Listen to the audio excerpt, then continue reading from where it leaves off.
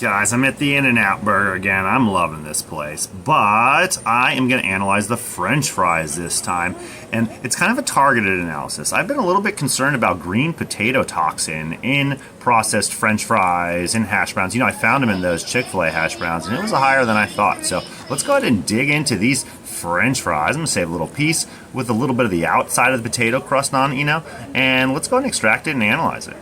We got the In-N-Out French fries in the lab here. Alright, so any polymer I see is going to be got to be from this bag, so let's just ignore that. We're going to do our 80-20 methanol extraction method like before. We're looking at for specifically green potato toxin. So let's go ahead and shove these French fries. Like you can see, I got a little bit of the edge of the skin of the potato too. Pretty good cross section. So the amount is essentially as much French fries I can shove into the tube there with a pipette tip going down into it. I got the edge. We're giving our best possible chance to find this green potato toxin. See, we were able to put about 500 microliters in there. We're going to go ahead and just kind of sonicate it and then centrifuge it out. Alright, but first, we need a good control. Like, how do you know how much is too much? Like, what do we compare it to? So we got the whole potato. This is a baked potato that was produced by just microwaving the potato, maybe about 5 minutes aside. You can see that we do have a little bit of kind of greenish skin. So we're going to go ahead and cut out some of the greenish skin and top surface layer of the potato, and we're going to take some from the middle of the potato. So we do middle and edge, and check it for potato toxin.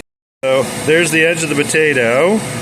Just like before, we're just going to basically shove as much as we can, kind of pack it into the tube. Non-quantitative, guys. We're just going to kind of do the best we can.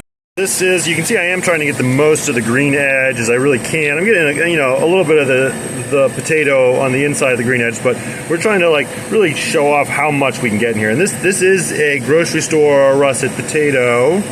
The U.S. policy is education when teaching people about green potato toxin. So it's kind of up to you to know if potato is too green to eat. And so this one, I think, is acceptable to eat. Like, I would eat this potato. So now the potato is cut in half. I would definitely eat the center of this potato. So we're going to cut out the center of the potato, and that will be basically the lowest concentration of potato toxin because it's all the way in the middle. Pretty good sampling. We got the outer of the potato. We got the inner of the potato. One's kind of green, one's kind of white.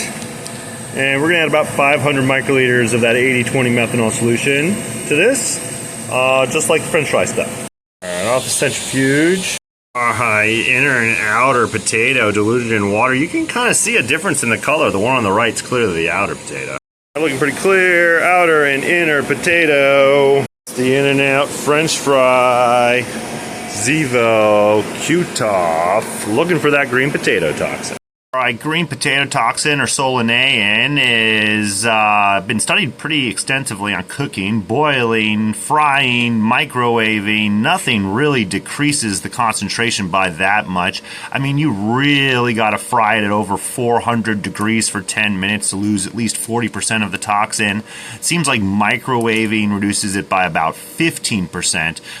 So really, this is a pretty stable toxin. Alright, here we go. We got the data here off the C18 method. Here it is. As we were talking about before, the green potato toxin is this peak at 852. Let's make this really big. You can see here 852 and 868 are the two green potato toxins. I mean, this is pretty obvious.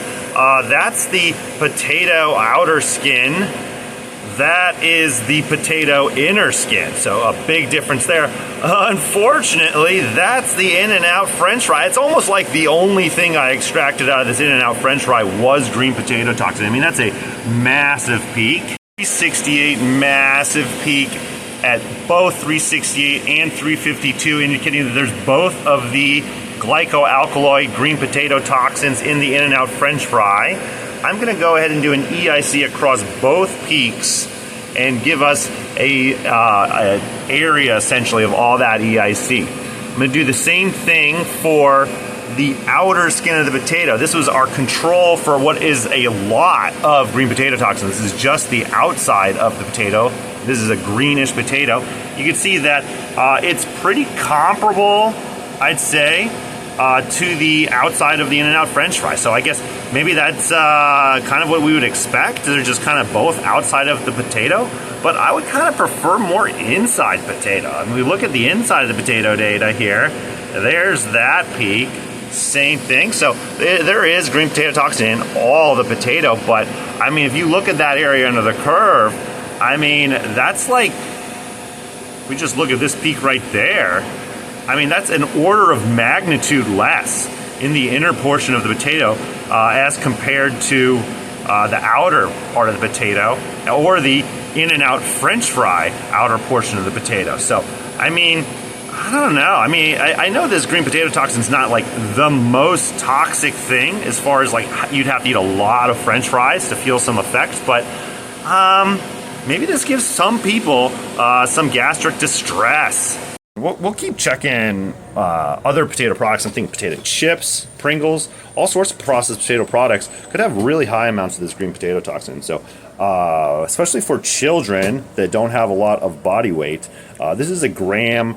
This is like a milligrams per kilo of body weight toxin. So you really got, and it bioaccumulates. It takes a long time to clear your system. So, just a thing that I think I should start digging into more.